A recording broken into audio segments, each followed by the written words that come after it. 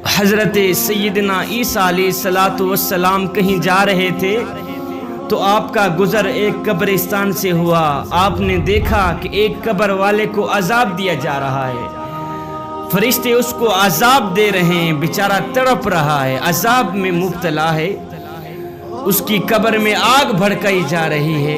اللہ کے نبی یہ دیکھتے ہوئے آگے چلے گئے، کام کر کے جب واپس پلٹے اسی قبرستان سے آپ کا پھر گزر ہوا تو آپ نے دیکھا، دیکھ کر حیران رہ گئے کہ جس قبر میں آگ بھڑکائی جا رہی تھی اب اس قبر میں گلاب کے پھول اگے ہوئے ہیں، اس قبر میں نور ہی نور ہے۔ اللہ اکبر، پھول اگے ہوئے ہیں جن کی خوشبو سے قبر میں عطر پھیلا ہوا ہے، اجالا ہی اجالا ہے، روشنی ہی روشنی ہے۔ اللہ کے نبی حضرت سیدنا عیسیٰ علیہ السلام دیکھ کر حیران رہ گئے، آپ نے دونوں ہاتھ اٹھائے، عرض کی یا باری تعالیٰ، ابھی گیا ہوں، یہاں سے گزرا ہوں، میں نے دیکھا ہے قبر والے کو عذاب دیا جا رہا ہے، قبر والا عذاب میں تڑپ رہا تھا۔ تھوڑی دیر کے بعد جب میں واپس پلٹا تو کیا دیکھا کہ وہی قبر والا جنت میں ٹہل رہا ہے۔ غیب سے آواز آئی، میرے اللہ نے فرمایا عیسیٰ، بات اصل میں یہ ہے کہ یہ بندہ گنہگار تھا، بدکار تھا، جب سے یہ مرا ہے عذاب میں مبتلا ہے، جب سے یہ مرا ہے عذاب میں مبتلا ہے، لیکن اس نے اپنی بیوی حاملہ چھوڑی ہوئی تھی پیچھے، اس کی بیوی کا ایک بچہ پیدا ہوا۔ اللہ اکبر، بچہ تھوڑا بڑا ہوا تو بیوی نے بچے کو مسجد میں بھیج دیا۔ آج حافظ صاحب نے بچے کو بسم اللہ الرحمن الرحیم پڑھائی ہے۔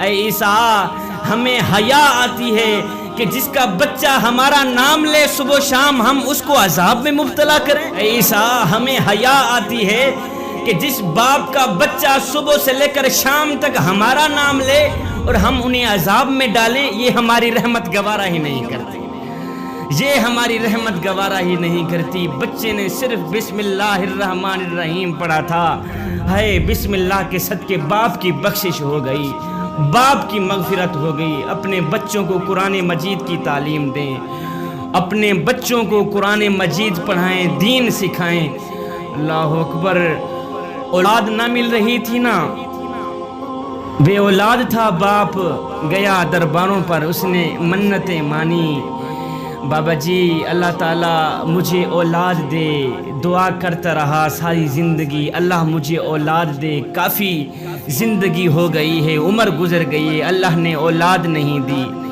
خیر کسی بزرگ نے اس کے حق میں دعا کی تو اللہ تعالیٰ نے دعا قبول کی، اس کو ایک بچہ اللہ اکبر عطا کیا، ایک بیٹا عطا کیا میرے اللہ نے۔ بیٹا آج چھوٹا کل بڑا، سکول میں جانے لگ گیا، کالج میں جانے لگ گیا، یونیورسٹی میں جانے لگ گیا، اس نے ایم اے کر لیا، کافی تعلیم حاصل کر لی۔ اللہ کا کرنا ایسا ہوا کہ بیٹا بیمار ہو گیا، اتنا بیمار ہوا کہ ڈاکٹروں نے بھی جواب دے دیا کہ اب یہ نہیں بچتا، اس کی زندگی کی جو ایک دو سانسیں ہیں آخری رہ گئی ہیں، یہ نہیں بچتا، اس نے اپنی عمر میں جو کچھ کھانا تھا کھا لیا ہے، جو کچھ پینا تھا پی لیا ہے، اب یہ نہیں بچتا۔ باپ اپنے نوجوان پڑھے لکھے بیٹے کو گھر میں لے آیا، مایوس ہو کر بیٹا چارپائی پہ لیٹ گیا کہ اب میں نہیں بچتا۔ اللہ اکبر، موت کا انتظار کر رہا ہے، موت کا انتظار کر رہا ہے کہ ابھی آیا موت کا فرشتہ، ابھی آیا موت کا فرشتہ، ہے آخری وقت تھا، موت کے قریب تھا۔ بیٹا رو کر کہنے لگا ابو جی ذرا میری ڈگریاں تو میرے پاس لے کے آئیں۔ باپ بھاگ کر گیا، جتنی بھی ڈگریاں تھی ساری کی ساری لے کے آیا، اس نے بیٹے کے ہاتھوں میں ڈگریاں پکڑا دی تو بیٹا حسرت بھری نگاہوں سے کبھی ڈگریوں کو دیکھتا ہے، کبھی باپ کے چہرے کو دیکھتا ہے، کبھی ڈگریوں کو دیکھتا ہے، کبھی باپ کے چہرے کو دیکھتا ہے۔ باپ بول ہی پڑا بیٹے کبھی ڈگریوں کو دیکھتا ہے، کبھی میرے چہرے کو دیکھتا ہے، بتا تو صحیح وجہ کیا ہے؟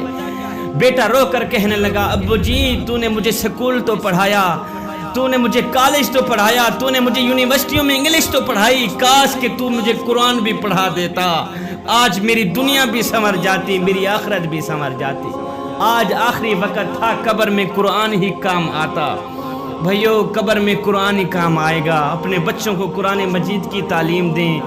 میرے کریم رحیم رحمت للعالمین سونے نبی فرماتے ہیں راتوں کی تنہائیوں میں اٹھ اٹھ کے قرآن پڑھا کرو، ہائے قرآن پڑھتے وقت رویا کرو، اپنی آنکھوں سے آنسو بہایا کرو، رویا کرو، رونا نہ بھی آئے تو رونے کی کوشش کیا کرو۔ حضرت داتا علی حجویری سے پوچھا گیا، حضرت اگر رونے کی کوشش کریں پھر بھی رونا نہ آئے تو کیا کریں؟ آپ نے فرمایا پھر اپنے مقدر پہ رویا کرو۔ اتنے سنگ دل ہو گئے ہو کہ آنکھیں آنسو بہانا بھی چھوڑ گئی۔